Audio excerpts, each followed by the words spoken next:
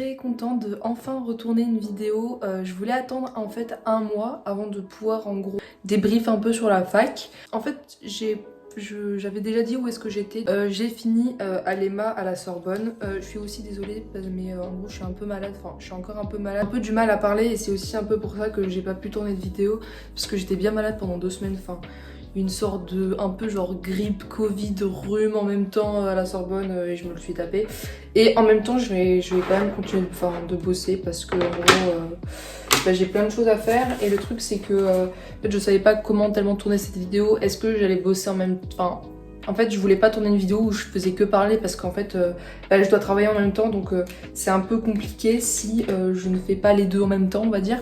Là j'ai foutu une vidéo genre de quelqu'un qui travaille en fond parce que moi ça m'aide à concentrer et puis je dois apprendre en fait genre une fiche de cours de hier et voilà en fait je suis juste en train d'écrire en boucle le cours et de m'interroger dessus en fait sur chaque partie. Mon emploi du temps déjà il est beaucoup plus light que l'an dernier, voilà, j'avoue, et je suis plutôt contente. Je commence jamais à 8h. Et ça me fait très plaisir parce que j'aime pas me lever tôt, donc je suis contente de plus avoir à me lever à 6h30. Maintenant je peux me lever à 7h30 et déjà ça c'est un point positif. J'ai études du français du 17e et du 19e, donc c'est deux cours différents, enfin ça se ressemble mais c'est quand même deux cours différents, parce que c'est pas le même siècle. Ensuite j'ai littérature et société, j'ai des TD journalistiques, ici italien et latin. Du coup je suis arrivée à la Sorbonne, je sais plus c'était le combien, je crois que c'était le 18 septembre parce que du coup on avait la rentrée décalée. Et on a eu en fait ce qu'on appelle une rentrée pédagogique, enfin une inscription pédagogique, et le concept en fait c'est de choisir ses cours en ligne. Du coup il y a une sorte un peu de tableau comme ça et en fait il faut regarder que les cours correspondent bien et que t'aies pas deux cours enchâssés en même temps. Et ça c'était vraiment la merde parce que vraiment en fait il y a tout le monde qui s'est rué sur l'inscription pédagogique, ce qui est complètement normal, et ce qui faisait qu'en fait après il y a plus de place dans les groupes et en fait tu es obligé de choisir des cours que tu n'aimes pas et que tu ne voulais pas. Du coup ce qui a fait que je me suis retrouvée avec un emploi du temps que j'aimais pas du tout, surtout des cours que j'aimais pas du tout, et ça m'embêtait vachement. Et finalement j'ai pu modifier après l'inscription pédagogique. On avait jusqu'au 6 octobre pour pouvoir changer de cours. Et heureusement parce que j'ai des anecdotes de cours incroyables. Du coup je suis contente parce que j'ai enfin réussi à avoir italien parce que j'avais dit dans ma dernière vidéo que je voulais absolument faire italien cette année. Donc j'ai commencé en A1 présentiel et ça se passe plutôt bien. J'ai déjà un DST dans 2 semaines sur tout ce qu'on a fait depuis le début de l'année. Je reviendrai peut-être dessus plus tard, je sais pas trop. Donc ça se passe plutôt bien. Les cours en vrai ils sont super intéressants, je trouve qu'ils sont aussi intéressants qu'en prépa et en même temps ils sont moins longs, donc j'ai rarement des blocs de 2 heures du même cours et en fait ça me permet déjà de prendre le temps en fait d'intégrer les infos dans ma tête, et ça me fait super plaisir parce que l'année dernière j'ai l'impression que je souffrais en fin d'année du fait qu'il y avait trop de trucs à apprendre. Et cette année je fais pas les mêmes erreurs qu'en prépa, c'est-à-dire que je me mets tout de suite à bosser, à faire les fiches et à prendre mon cours. L'année dernière j'attendais beaucoup trop longtemps, comment on appelle ça, c'était mon point faible. Et en plus en même temps j'avais une mauvaise méthode de travail pour apprendre les cours que j'ai enfin trouvé, je l'avais déjà dit, après mes concours blancs, le deuxième, seulement une méthode de travail efficace.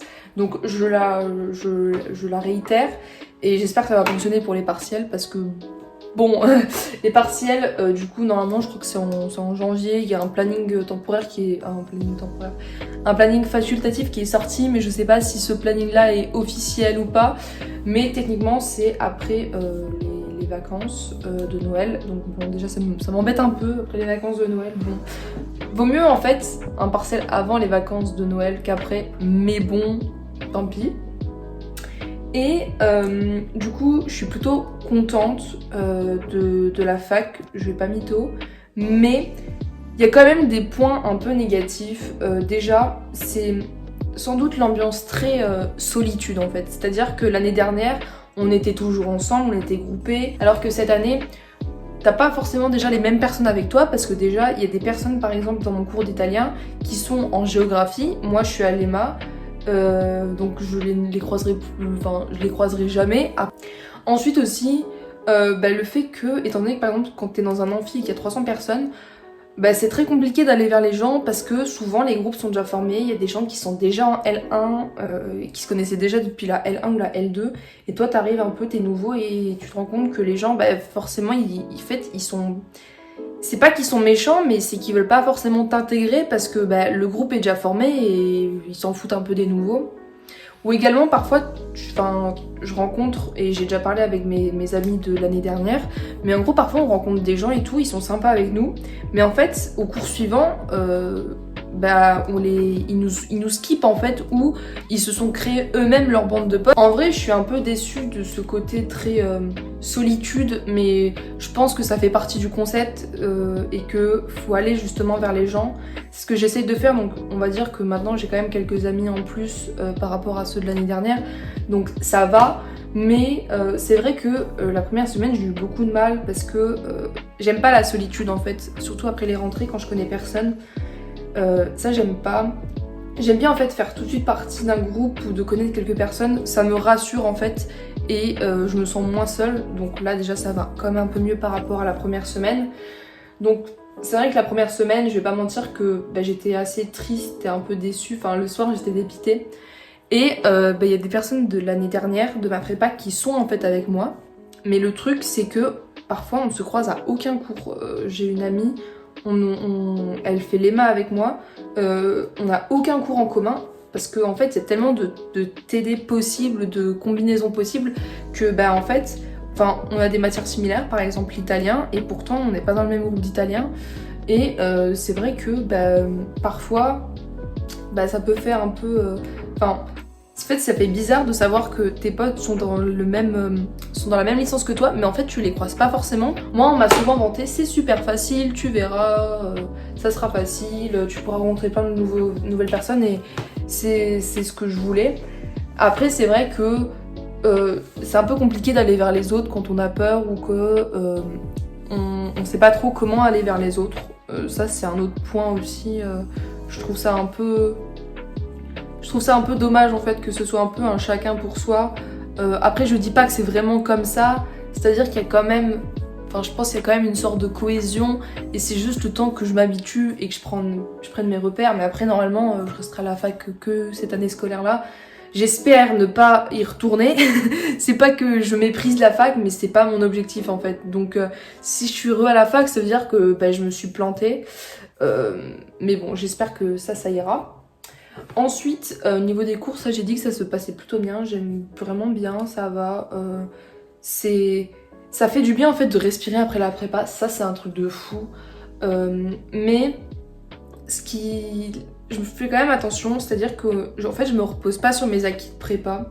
Je me dis c'est pas parce que je suis en prépa que je vais forcément avoir des super notes et que je vais pas galérer et que faut pas que je foute rien en fait en cours ou que après les cours, parce que en fait il y a du travail et la licence, c'est pas parce qu'on est en L3 et qu'on sort d'une prépa qu'il n'y a pas des trucs à faire. Il n'y a pas non plus... j'ai pas non plus cet esprit compétition entre les gens qui étaient déjà en L1 et en L2 à la Sorbonne. Et je pense de toute manière que pour eux c'est un avantage clairement d'avoir déjà été à la Sorbonne. Mais... à la fac tout court. Mais j'ai oublié du coup le fil de ma phrase. Mais je trouve... je méprise pas les gens du coup qui étaient déjà en licence à la Sorbonne.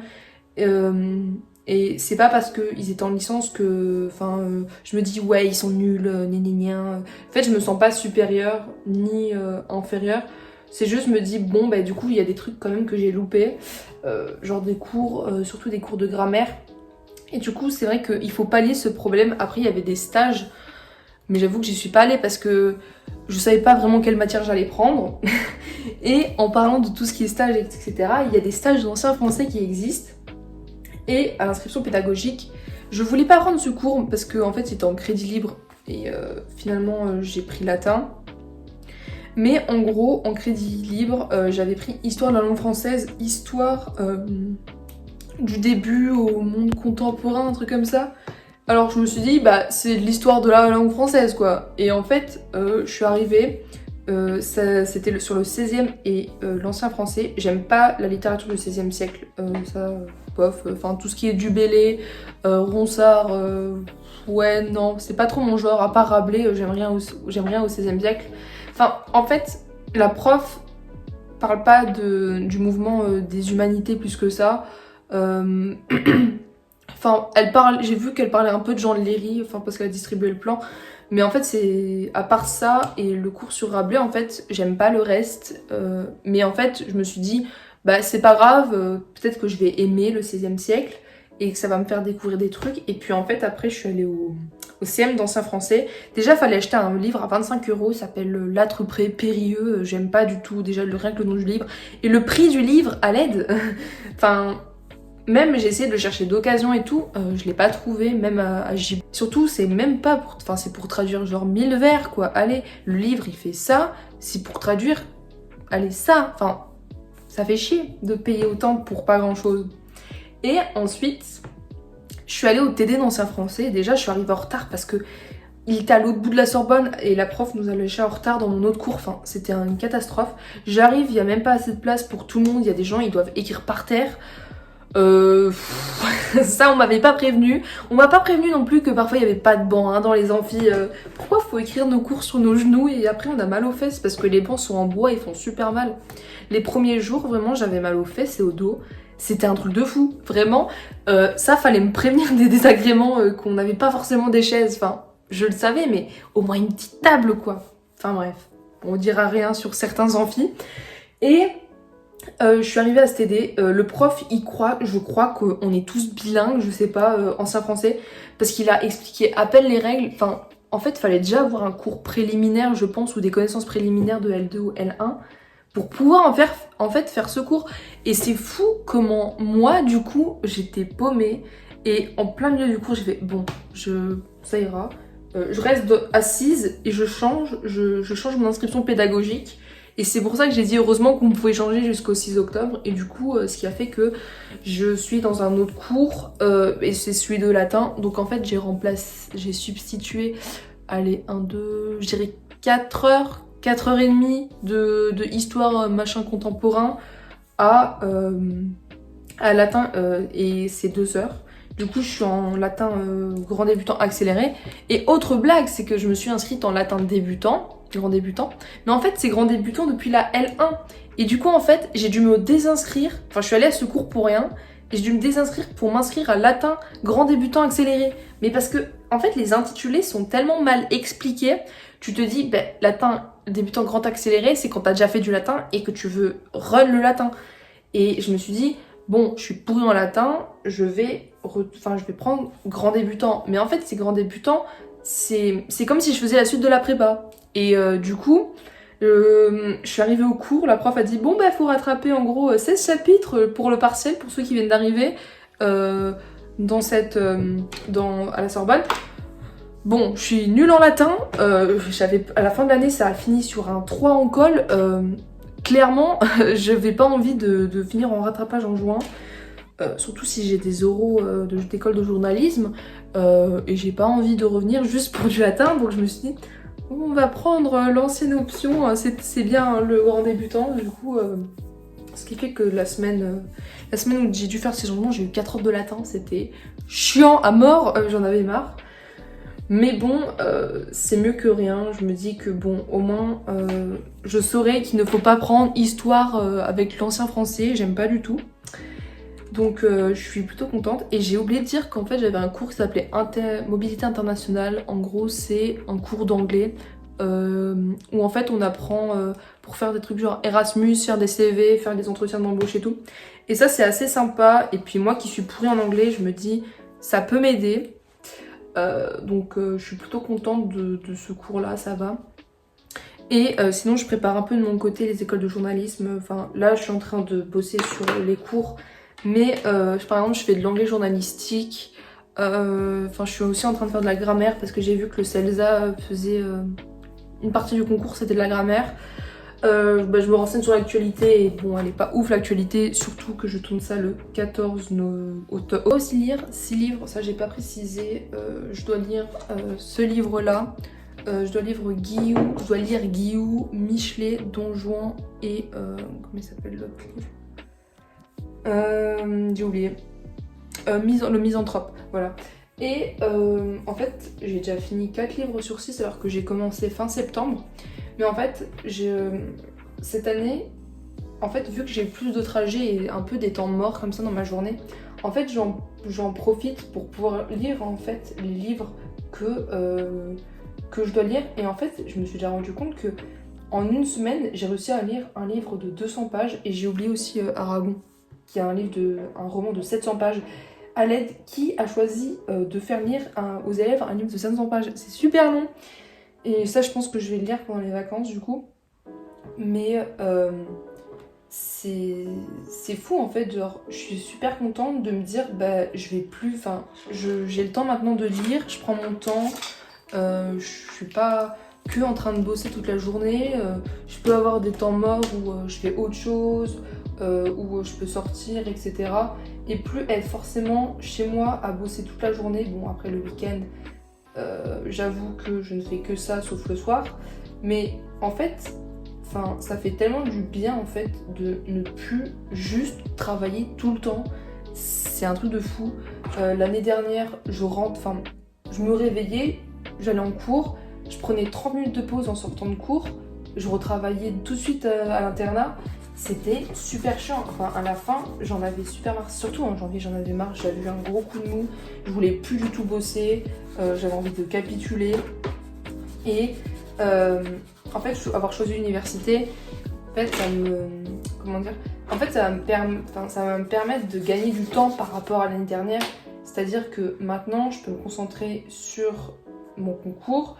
Je peux faire du travail supplémentaire de mon côté sur ça et je suis plus obligée d'avoir à réviser des cours qui n'ont aucun rapport avec mon avenir. Enfin, j'ai fait prépa, c'était pour avoir de la culture, c'était pour avoir des méthodologies et je savais qu'en sortant de prépa, j'allais pas avoir mon école de journalisme. Je savais, de toute façon, il faut valider une L3, à moins de passer par la BEL et d'avoir le CELSA pour rentrer en com et ensuite seulement aller en journalisme.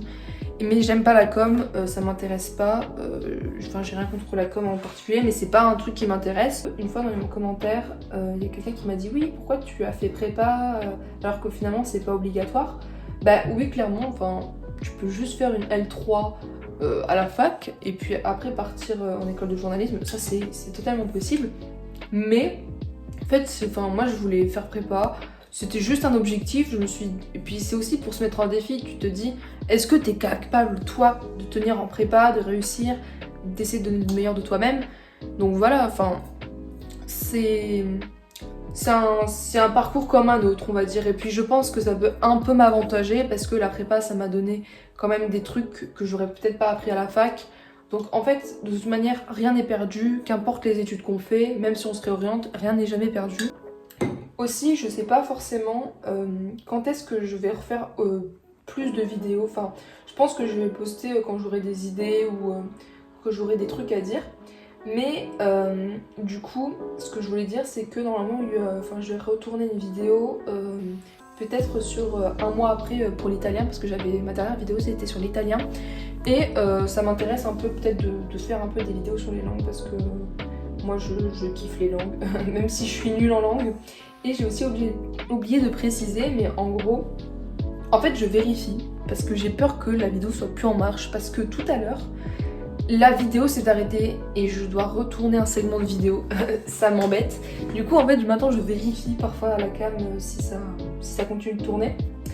Mais j'ai aussi un cours qui s'appelle la mobilité internationale, et en gros c'est un cours 100% en anglais et c'est trop bien parce que en fait déjà il y a des gens qui viennent, il y a des gens de Erasmus, et du coup dans ma classe il y a des gens qui viennent d'Australie, de Chine et tout, et ça j'aime bien parce que à la Sorbonne en fait il y a pas mal d'étrangers et de Erasmus, et en fait ça me permet un peu de parler à des gens qui viennent pas de France.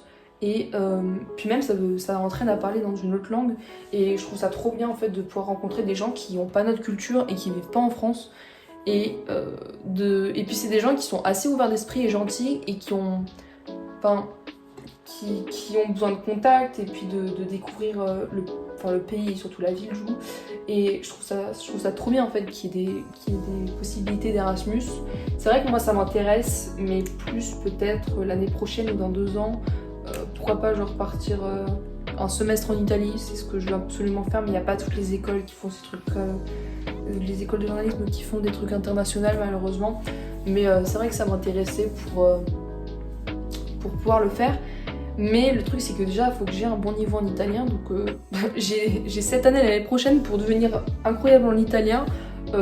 Bah, j'espère que ça sera possible, j'y crois on va dire. Mais au pire, je peux toujours partir en vacances là-bas, c'est ce que je me dis.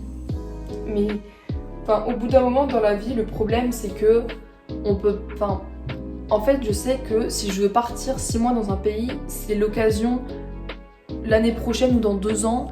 Et après, ça sera plus possible parce que bah après, il y aura un travail, il y aura des, j'aurai des contraintes de vie que j'ai pas pour le moment étudiante. Et après, c'est vrai que faut quand même payer l'avion, faut quand même payer le logement et tout. Enfin, ça coûte quand même cher. Après, je sais qu'il y a des bourses pour Erasmus, mais je suis pas non plus incroyablement riche. Donc c'est aussi pourquoi je me tâte à partir dans un pays étranger. Et puis, je suis quelqu'un qui est très attaché à chez moi et j'ai beaucoup de mal en fait à partir comme ça. Enfin, je trouve que c'est hyper courageux de faire un Erasmus. Je trouve ça incroyable les gens qui y arrivent. Vous êtes vraiment des boss, ceux qui le font vraiment. Puis après, ça fait vraiment une expérience et ça t'aide pour les langues. Et puis ça fait un truc sur le CV en plus. Et ça, je trouve ça vraiment super bien. J'espère un jour que j'arriverai à faire un Erasmus, enfin que j'aurai l'audace au moins de me dire je vais essayer de partir pendant quelques temps dans un pays. Mais bon, je verrai bien, j'espère que j'y arriverai. On verra bien. Mais vraiment, mon seul pays de cœur là en ce moment, c'est vraiment Italie. Je me dis, si je dois partir en Erasmus, c'est Italie. C'est même pas Angleterre pour faire de l'anglais, c'est vraiment Italie. Vraiment, l'Italie, c'est devenu une obsession dans ma tête. Je ne pense que ça. Je me dis, je dois être bilingue italien. Et je pense qu'en fait, ça va être un vecteur. Enfin, je sais pas, je me dis, ça se trouve, ça m'a apporté plein de trucs de faire italien, que ça se trouve, je vais rencontrer des gens en Italie, enfin, ça se trouve, il y a une vie de malade mentale qui m'attend en Italie et je suis pas au courant. Donc, je me laisse porter un peu par le courant de ma passion pour l'Italie en ce moment. Et puis, je me dis que ça peut m'aider parce que je suis pas très bonne en langue. Ça, je pense qu'à force sur ma chaîne, vous le savez.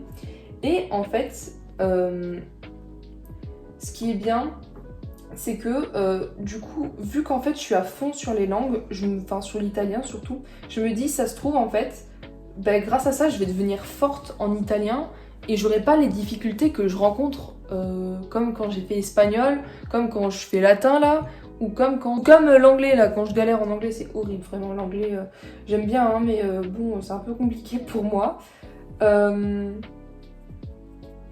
Ensuite, en fait la vidéo elle a coupé et je sais pas s'il y a des trucs que j'ai dit dans l'ancienne partie de vidéo, mais je ne pense pas. Je pense que j'ai tout dit à peu près.